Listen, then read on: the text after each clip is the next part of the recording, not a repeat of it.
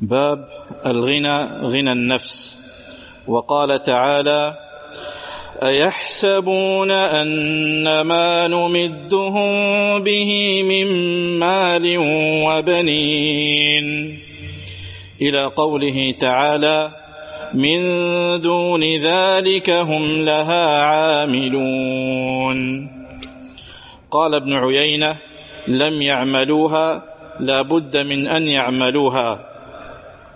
حدثنا أحمد بن يونس حدثنا أبو بكر حدثنا أبو حسين عن أبي صالح عن أبي هريرة رضي الله عنه عن أبي هريرة عن النبي صلى الله عليه وسلم قال: ليس الغنى عن كثرة العرض ولكن الغنى غنى النفس. اللہ اکبر.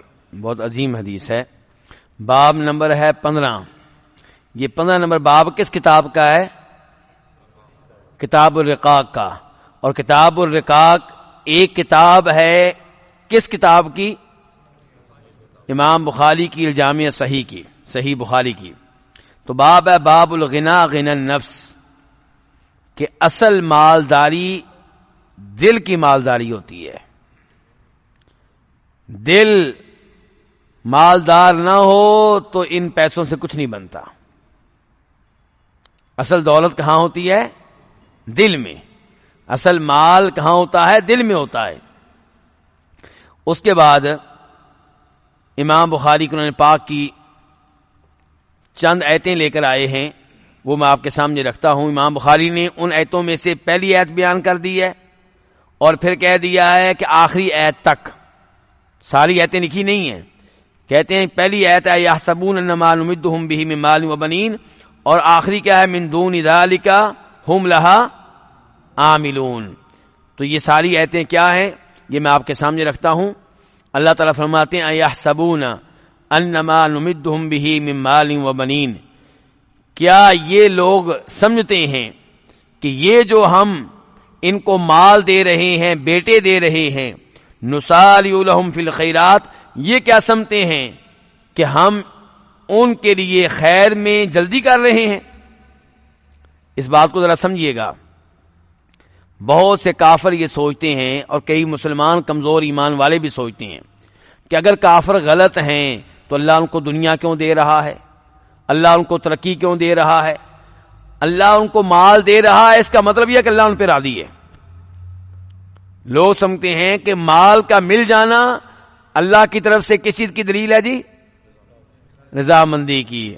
اور کمزور ایمان والے میرے اور آپ جیسے بھی یہی سمجھتے ہیں کہ فلاں آدمی کو اللہ اتنا دے رہا ہے، اور یا مجھے اللہ نے ایک اور پلاٹ دے دیا ایک پلاٹ کے بعد، تو میں سوچتا ہوں کہ واقعی اللہ میرے اوپر راضی ہے، اسی لیے تو اللہ مجھے دے رہا ہے. جب کہ اللہ کے راضی ہونے کا یہ معیار نہیں ہے. یہ معیار ہوتا پھر تو واقعی کافر صحیح کہہ رہے ہیں پھر تو کہ اللہ ہمارے اوپر راضی ہے. تو اللہ تعالیٰ اسی غلط فہمی کا ازالہ فرما رہے ہیں کہ یہ لوگ کیا سمجھتے ہیں کہ یہ جو ہم ان کو مال دے رہے ہیں، بیٹے دے رہے ہیں، یہ ہم ان کی خیر میں اضافہ کر رہے ہیں. بل لا یشعرون، اصل بات یہ ہے کہ ان کو حقیقت کا علم ہی نہیں ہے، ان کو شعور ہی نہیں ہے، ان کو سمجھ ہی نہیں ہے.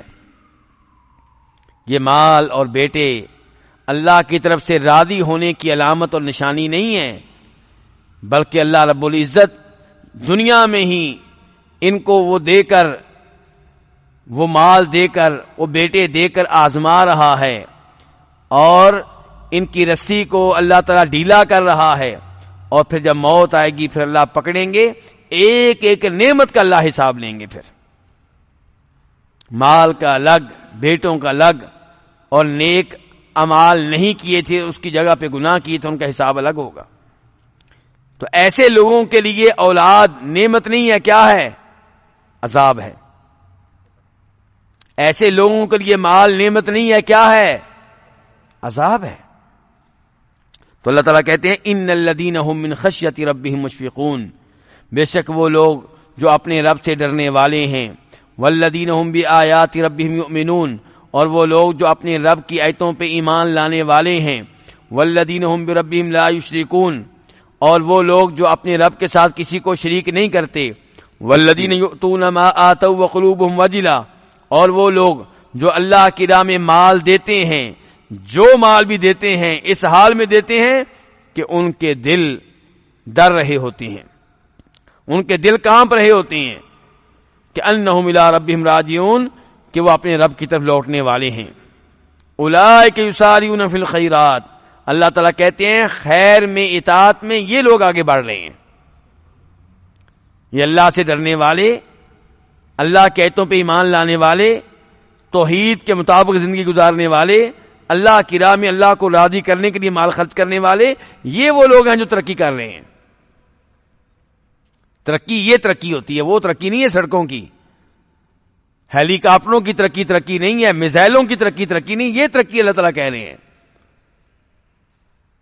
یہ حقیقی ترقی ہے، یہ حقیقی کامیابی ہے۔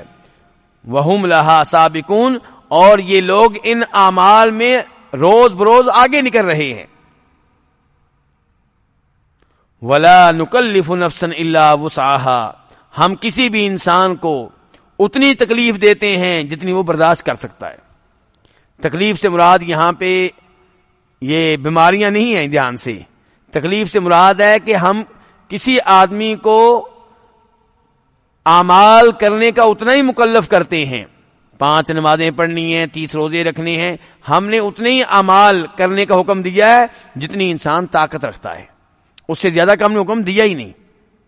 کوئی بھی یہ نہ کہے کہ اللہ نے ہمارے اوپر بوجھ ڈال دیا، نہیں، اللہ نے اتنے ہی حکم دیے ہیں جتنے انسان برداشت کر سکتا ہے۔ وَلَدَيْنَا کتاب، اللہ تعالیٰ کہتے ہیں ہمارے پاس ایک کتاب ہے، يَنطِقُ بِالْحَقِّ، وہ بولے گی اور حق بولے گی، بتائے گی کس نے کیا کیا تھا، کیا کیا گناہ کیے تھے، کہاں کہاں پہ کیے تھے۔ وَهُمْ لَا يُظْلَمُونَ، اور ہم ان پہ کوئی ظلم نہیں کریں گے، اتنی سزا دیں گے جتنے گناہ کیے ہوں گے۔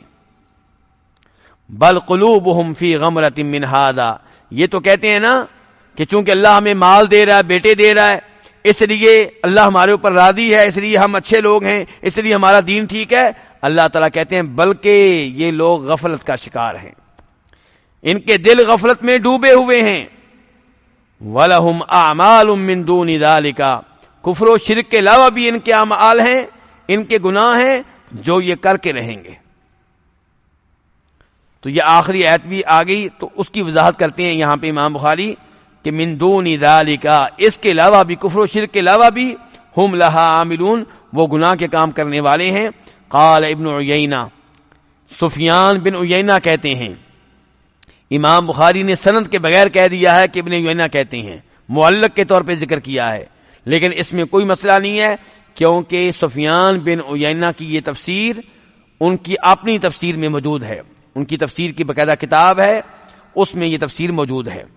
تو امام ابن عیینہ کہتے ہیں لم یعملوہا، یعنی کہ کفر و شرک کے علاوہ ان کے کئی اور گناہ ہیں جو انہوں نے ابھی کیے نہیں ہیں، لا بد من ان یعملوہا، وہ لازمی طور پہ یہ گناہ کریں گے، مرنے سے پہلے پہلے وہ یہ گناہ کریں گے۔ تو اب یہاں سے کیا پتا چلا ہمیں؟ یہاں سے یہ پتا چلا کہ مال میں خیر بذات خود نہیں ہوتی، مال میں خیر تب ہوگی جب آپ مال کے نتیجے میں صحیح زندگی گزاریں گے، جب آپ مال کو صحیح جگہ پہ خرچ کریں گے، جب مال کو آپ حرام جگہ پہ نہیں لگائیں گے، ورنہ مال ملے گا تو کام خراب ہو جائے گا۔ اس کے بعد امام بخاری حدیث لے کر آئے ہیں، اور اس حدیث کے سارے راوی کوفی ہیں۔ اس حدیث کے سبھی راوی کون ہیں جی؟ امام بخاری کہتے ہیں حدثنا احمد بن یونس، کہ ہمیں یہ حدیث بیان کی ہے احمد بن یونس، یونس احمد کے دادا کا نام ہے۔ یونس احمد کے کس کا نام ہے؟ تو پورا نام یوں ہے احمد بن عبداللہ بن یونس الیربوعی، احمد بن عبداللہ بن یونس الیربوعی۔ اور وہ کہتے ہیں حدثنا ابو بکرین، ہمیں یہ حدیث بیان کی تھی ابو بکر بن عیاش نے، یہ قرآن کے بہت بڑے قاری ہیں جو امام عاصم سے قرات کو روایت کرنے والے ہیں۔ قال حدثنا ابو حسین، وہ کہتے ہیں ہمیں حدیث بیان کی ابو حسین نے۔ ابو حسین کون ہے؟ عثمان بن عاصم الاسدی، عثمان بن عاصم الاسدی، اور وہ حدیث روایت کرتے ہیں ابو صالح سے. ابو صالح کون ہے؟ زکوان الزیات السمان. اور وہ حدیث روایت کرتے ہیں ابو ہریرہ رضی اللہ تعالیٰ عنہ سے، اور وہ نبی علیہ الصلوۃ والسلام سے کہ آپ نے فرمایا تھا لیس الغنی عن کثرت العرض، مالداری بہت زیادہ ساز و سامان کی وجہ سے نہیں ہوتی، ولکن الغنی غنی النفسی، مالداری دل کی مالداری ہوتی ہے. کسی آدمی کو اللہ نے تھوڑی تنخواہ دی ہوتی ہے، پھر بھی آپ اس سے بات کریں الحمدللہ جی، اللہ کا بڑا شکر ہے جی. عام طور پہ میں سب کی بات نہیں کرتا، عام طور پہ جو لوگ مدرسوں میں پڑھاتے ہیں، ٹیچر ہیں مدرسوں میں، ان کی تنخواہ باقی لوگوں کے مقابلے میں کتنی ہوتی ہے جی؟ کچھ بھی نہیں ہوتی. ایسے ہی ہے نا، یعنی کہ عام سے عام ٹیچر کی تنخواہ بھی آج کل 40,000 روپیہ ہے، اور مدرسے کا بڑے سے بڑا استاد بھی کتنی لے رہا ہوگا؟ 20,000 روپیہ، 25,000 روپیہ. اور جو چھوٹے استاد ہیں وہ 10,000 روپیہ، 8,000 روپیہ، 11,000، 12,000. لیکن جب بھی آپ ملیں گے الحمدللہ، اللہ کا شکر ہے. کیوں؟ دل میں اللہ نے قناعت رکھ دی ہے، دل میں اللہ نے صبر رکھ دیا ہے، شکر رکھ دیا ہے. تو یہ حدیث بتا رہی ہے کہ مالداری بہت زیادہ ساز و سامان سے نہیں ہوتی. جن کا دل مالدار نہیں ہے ان کی کوٹھیوں کے اوپر کوٹھیاں بن رہی ہیں، پلاٹوں کے اوپر پلاٹ خرید رہے ہیں، حکمرانی بار بار انہیں ملتی ہے، فیکٹریوں کے اوپر فیکٹریاں لگا رہے ہیں، لیکن پھر بھی روتے رہتے ہیں، پھر بھی پریشان ہی رہتے ہیں، پھر بھی دل بھرتا نہیں ہے. ایک اور فیکٹری ہونی چاہیے، ایک اور ہونی چاہیے. حالانکہ بچے کتنے ہوتے ہیں؟ 1 یا 2. اور مولویوں کے بچے کتنے ہوتے ہیں؟ الحمدللہ، ماشاءاللہ، تبارک اللہ. تو یہ ہے دل کی مالداری. دل ان کا برتا نہیں ہے. تو اصل بات یہ ہے کہ دل آپ کا مال ہو، دل آپ کا جو ہے وہ مالدار ہو. ایک عربی میں تفسیر ہے اضواء البیان. کیا نام لیا میں نے؟ بولیے گا ذرا. یہ لکھنے والے، ان کو میں تو نہیں دیکھ سکا، لیکن میرے جو استاد ہیں انہوں نے ان سے پڑھا ہے. مدینہ منورہ میں پڑھاتے رہے، سعودیہ میں پڑھاتے رہے، لیکن سعودیہ کے نہیں تھے بنیادی طور پہ. وہ آئے تھے موریتانیہ سے. موریتانیہ پتہ نہیں آپ نے سنا ہوا کہ نہیں سنا ہوا، شنقیطی لفظ سنا ہوا ہے؟ وہاں سے آئے تھے. تو لوگوں نے ان سے پوچھا کہ جب آپ وہاں سے آئے تھے موریتانیہ سے تو کتنا مال لے کر آئے تھے یہاں مدینہ؟ کیونکہ مدینہ اس زمانے میں تو امیر نہیں تھا نا، اس زمانے میں پیٹرول وغیرہ کا چکر تو تھا نہیں. ان سے سوال ہوا جی آپ کتنا مال لے کر آئے تھے؟ کہنے لگے میں وہاں سے ایک ایسا خزانہ لے کر آیا تھا جو آج تک ختم نہیں ہوا. وہ کیا خزانہ تھا؟ قناعت. تھوڑے پہ بھی دل کا مطمئن ہو جانا، تھوڑے مال پہ بھی دل کا کیا ہو جانا؟ مطمئن ہو جانا، راضی رہنا اس پہ بھی. کہتے ہیں یہ خزانہ میرے پاس ہے جو کبھی ختم نہیں ہوگا، جو مل رہا ہے اس کے اوپر راضی ہوں الحمدللہ، کوئی شکوہ نہیں، کوئی مسئلہ نہیں. تو یہ ہے نبی علیہ السلام کا فرمان کہ لیس الغنی عن کثرت العرض، مالداری بہت زیادہ ساز و سامان کی وجہ سے نہیں ہوتی.